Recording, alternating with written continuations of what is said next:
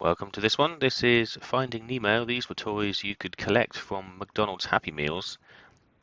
Now, Finding Nemo was out in 2003, so just goes to show how old these toys are now. And not all of them work, but they all appear to be water squirters, so you can fill them up with water and press their fins or various bits to squirt the water out. And some of them light up, and some of them make noise.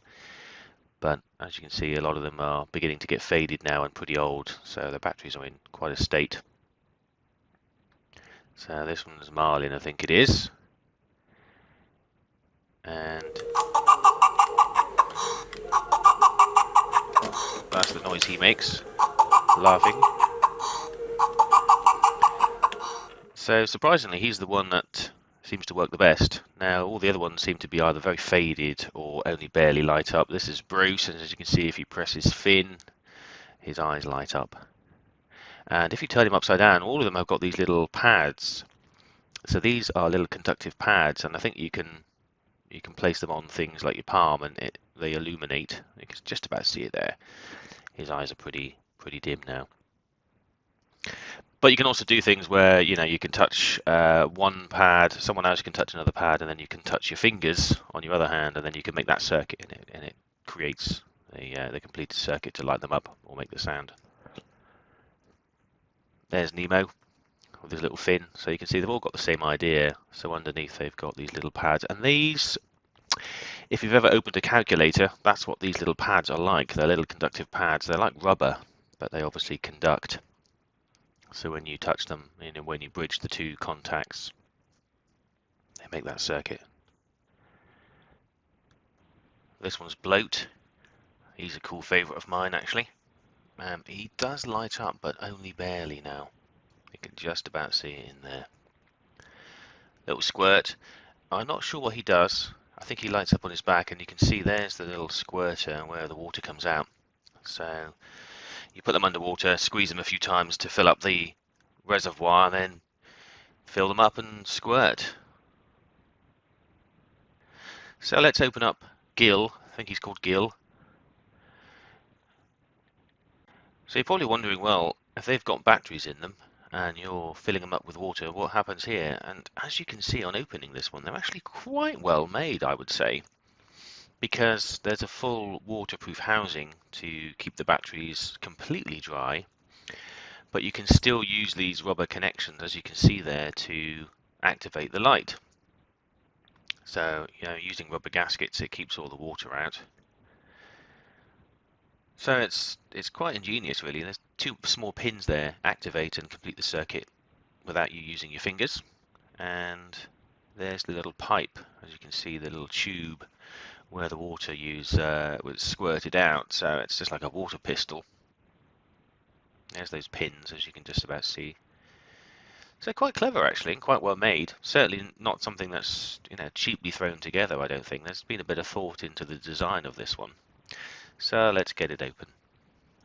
Just before I do, there's those pins moving. Just a bit closer for you to see. There we go. And this is the little lever at the back. So that levers the two pins when you press the fin. And it also, you can just about see the bellows there at the top to fill the little reservoir. Clever, ingenious. So there's only really one screw. It's a triangle thread, triangle head, and that just holds the whole body together. And this is the water pistol section. So there's the reservoir with the little squirting bellows. That's fairly rudimentary, but I guess you don't want loads of water in these things. So it works pretty well. And there's a small weight there. It's just like a little pin to hold on the fin, but it's designed rather than using plastic, using metal. And here's the battery and the connection mechanism. So you can see it's quite involved, actually, when you think about it. This is just a free toy you collect when you buy a Happy Meal. So there's the lever section with the two pins to complete the circuit. It's just a piece of metal, as you can see, that's looped around. There's a white piece of plastic there to diffuse the light through to the various scars on Gil. Here are these rubber pads. You can see that's all they are, but they're little contact pads like you get on the calculator buttons, very similar. So opening this up, is actually quite difficult because it's stuck together. I don't think it's any glue, I think it's just age. Because all the screws here, as you can see, have all been loosened. After a good minute of prising and jamming the screwdriver in, I managed to get it pretty loose, and there we are, we're in. So there's the battery housing. That's actually come away with the sticky rubber, but there we can see the LED. So there's the pads that go in, and they go into that small circuit board. Batteries in this are tiny. It's 3 of them, and they are L736, so tiny ones. One of the smallest you can buy, I suspect. The battery housing is actually one piece, so I just prise it off here because it was stuck to the rubber. You can see there's a bit of discoloration as well on that gasket. So it's a probably little battery component, little casing that holds all 3 together. I guess these are replaceable because, you know, it's okay to take these apart. There's nothing damaging when you take it apart. So there's the small cells all sandwiched in together. And sadly on this one, as expected, they had started to leak, or something had caused them to flare up, as you can see. Maybe moisture did get in, maybe humidity, I suspect, or maybe just age, because remember this was back from 2003 or so, so pretty old for something to be left in a toy.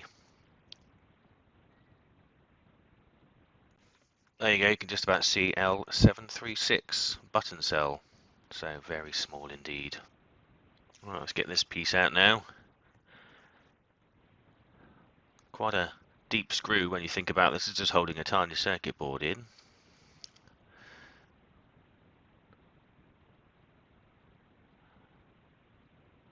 trying to remove it without breaking anything, because if I find these batteries somewhere cheap, I'll replace them and get all these working again.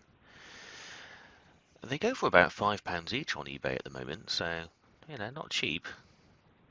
There we go, little circuit board. Nothing too crazy on here. LED. There's your contacts, you can just see at the top there. So they press on to those rubber pads all the time, and as soon as you complete that circuit, that's all you need to do to get the current to flow. So as you can see there, just like the inside of the calculator buttons, and there you go, that's all there is to it really. The LED just pops through that diffuser there, as you can see on the case, and that's it. Pretty cool, pretty well designed. There's, you know, a fair bit of engineering gone into that, considering these were given away. Let's quickly open up Bloat. I want to see what this one's like. There we go. Again, you've got a little plunger, and there's your little button. This one also, you know, squirts water if you fill it up.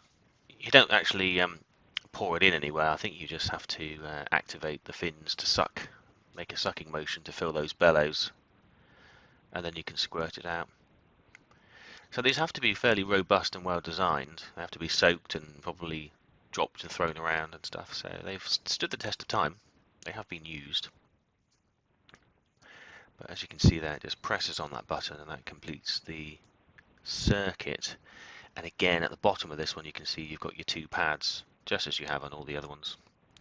There's the hole where the water would come out, just like a little miniature water pistol.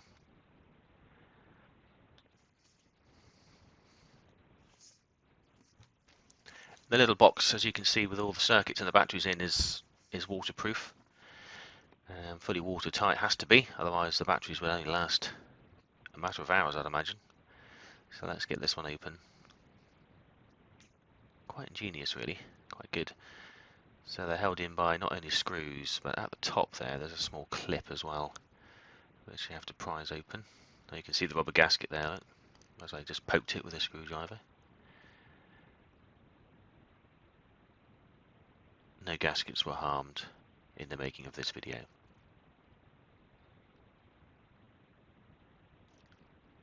There we go. So this one is slightly nicer designed to open up because it was a bit easier. Again, you've got that triangle head screwdriver. No idea why they put that in, because you can still open those up with a regular flat bladed screwdriver if you just get the right size.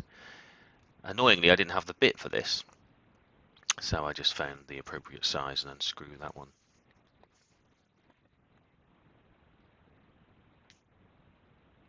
You can just about see the small circuit there where this button presses against to activate.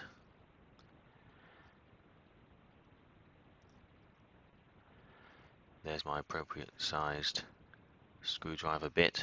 So you can see it's mega easy, almost pointless making those secure bits.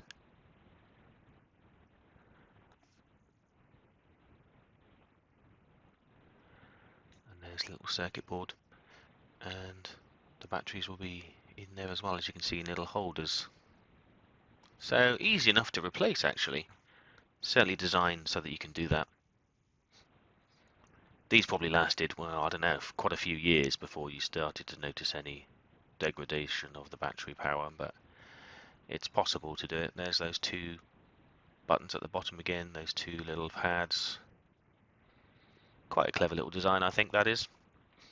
The LED there goes into a small housing as well, and just illuminates all the white plastic, all this, you know, the clear plastic. Quite nice. They were the same cells as well, so I'll need to get a bulk order of those put in.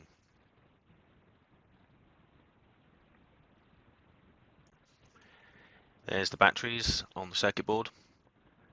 Easy push out jobs, and there's those two connectors, those two pads which connect to the rubber pins, if you like, and as you can see, as soon as you join them together you get your LED circuit going. Nice and easy, nice and straightforward, nothing to it. Reliable, because that's what you want, isn't it? Something that's just going to work, and there you go. Pretty cool. So these ones are pretty faded, so they need replacing as well, so it might be a good hour or so of opening all of these up and then replacing the batteries if I want to. This one's pearl, as you can see, illuminating there. When brand new, this was quite bright, I imagine. And here's my favourite Bruce. There we are. There's his eyes glowing. Pretty cool. And the same fin at the top there also does the water squirting action as well. Just going to try and get Squirt here to do a squirt. I've pumped it a few times. It's not very good. There we go. You just saw it there. So, yeah, it's not the best. You're not going to be comparing with a Super Soaker, but it's better than nothing. Thanks for watching. See you next time.